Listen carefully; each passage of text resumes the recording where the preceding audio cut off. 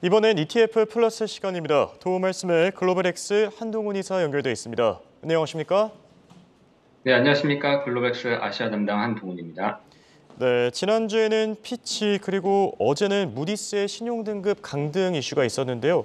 이 과거와는 다르게 시장 분위기를 보면은 생각보다 평온했던 것 같습니다. 이 부분 어떻게 보십니까? 네, 피치가 미국 신용등급을 강등한 이슈가 있었지만 시장이 평온한 이유는 바로 미국보다 더 안전한 국가는 없다라는 인식이 깔려 있는 것 같습니다. 단순하게 AAA 채권이 AA 플러스로 강등되었다면 사람들이 많은 위기를 느꼈겠죠. 하지만 국가 차원에서 본다면 미국을 대체할 수 있는 나라는 현재까지는 아직 없죠. 현재 피치 기준으로 봤을 때 미국보다 신용등급이 이제는 높아진 AAA 국가들의 면모를 보면은 호주, 독일, 덴마크, 스위스 등 유럽 국가들입니다. 그러나 이번 결정으로 인해서 미국 국채가 불안해서 미국 국채를 팔고 유럽 국채를 사는 투자자들은 상당히 제한적이지 않을까 하는 생각이 듭니다. 이에 더해서 미국의 경제가 양호한 것도 평온한 이유 중에 하나입니다.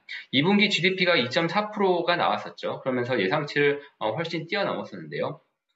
실업률 같은 경우도 최근에는 조금 이제 쿨링 다운 되었습니다만 여전히 견조한 고용 상태를 보이고 있고요. 또한 과거 2011년도 신용 등급 강등 때 이미 큰 혼란의 위기를 겪었었습니다. 그 당시엔 정말 세상이 무너질 것 같은 그런 반응을 보였었는데 10년이 지나고 나서 현재 미국을 보니까 여전히 세계에서 가장 강대국으로 있었다는 것을 보게 되면서 과거의 학습 효과로 인해서 안정적인 모습을 보이는 것이 아닌가 생각이 됩니다. 네, 말씀해 주신 대로 미국이 안전하지 않다면 과연 어느 국가가 안전할까 이런 생각이 들고요. 다만 향후에라도 미국 국채의 변수로 작용할 요인들은 없겠습니까?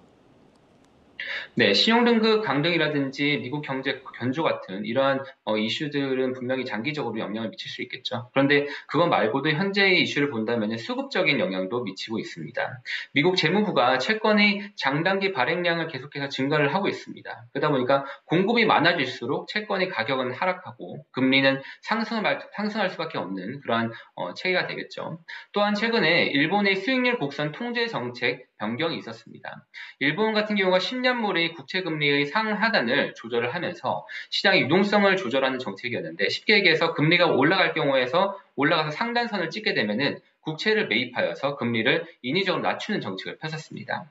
그런데 관리했던 그 금리 상단을 기존의 0.25%에서 22년도 말에는 0.5% 그리고 최근에는 1%로 상향을 하면서 결국은 일본 정부가 어느 정도 금리 상승을 용인한다는 뜻이거든요. 그렇게 되면 결국 국채 매 규모를 줄인다는 것입니다. 자, 이럴 경우에 일본의 금리가 올라가게 되면 어떤 문제가 생기냐면은 엔캐리 트레이드, 즉 지금까지는 초저금리로 엔화를 빌려가지고 고금리 통화, 미국 채권 이런 게 투자를 했었는데 이런 물량들이 이제는 국채 금리가 올라가다 보니까 이자를 갚아야 되는 케이스가 생겨버린 거죠. 그러다 보니까 기존에 미국 국채를 샀던 것에 대한 포지션 청산이 이루어지면서 미국 채권 매도가 생길 수 있는 것 아닌가라는 그런 우려감이 좀 있습니다. 다만 가장 중요한 것은 결국 미국의 인플레이션과 그에 따른 페드의 금리 결정이라고 생각을 하는데요. 8월 10일 목요일 7월 인플레이션 발표가 있었죠. 지난달 인플레이션이 3%를 발표가 있죠. 지난달 인플레이션이 3%를 기록했고요. 이번 달의 컨센서스는 3.3% 정도로 조금 높아질 것으로 예상을 하고 있습니다. 향후 금리 정책을 예상하는 페드와치 자료에 따르면 9월 20일 있을 통화정책 회의에서는 여전히 금리 동결 확률이 85%를 점치고 있는데 다만 8월 7일 연준의 인사들이 한 명은 추가 금리 인상을 해야 된다. 또 한 명은 안 해도 된다. 이렇게 얘기하다 보니까 여전히 페드 안에서는 논쟁거리인 듯합니다. 네, 이렇게 오늘은 미국 국채를 주제로 얘기 나눠봤는데요. 끝으로 투자자들이 참고하면 좋을 ETF도 소개해 주시죠. 네, 이미 한국 투자분들께서도 미국에 상장된 미국 장기채 ETF에 많이들 투자를 하고 계십니다. 우선 미국 20년물 국채 ETF로 TLT가 있죠.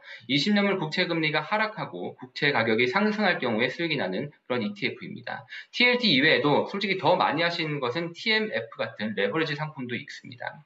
그리고 20년물 국채 금리가 상승, 국채 가격이 하락할 때 수익이 나는 인버스 ETF, TBT가 있는데요. 인버스 상품 같은 경우는 한 배짜리는 없고 두 배짜리가 있으니까 참고하시면 좋을 것 같고요. 앞서 말씀드린 TLT나 TBT 같은 경우에는 결국 장기 국채의 방향성에 따라서 트레이딩을 해야 되기 때문에 분명히 부담감이 있으실 겁니다. 그런 가운데 최근에 원화 약세 국면에서 달러 투자를 고민하시는 투자분들이 많으실 텐데 현재 금리의 방향성이 조금 불안하시고 부담감이 있으시다면은 3개월 미만의 초단기 채권 같은 경우는 가격 변동도 거의 없고 없고 현재 이자 수준도 5% 수준이다 보니까 가장 마음이 편한 대안이지 않을까 싶습니다. 미국의 초단기 채권이 ETF가 상당히 많은데 최근 6월달 상장한 클립 같은 경우에는 현재 보수가 0.07%로 초단기 채권 ETF 중에서 가장 저렴하니까 참고하시면 좋을 것 같습니다. 이상 글로벌엑스 한동훈이었습니다.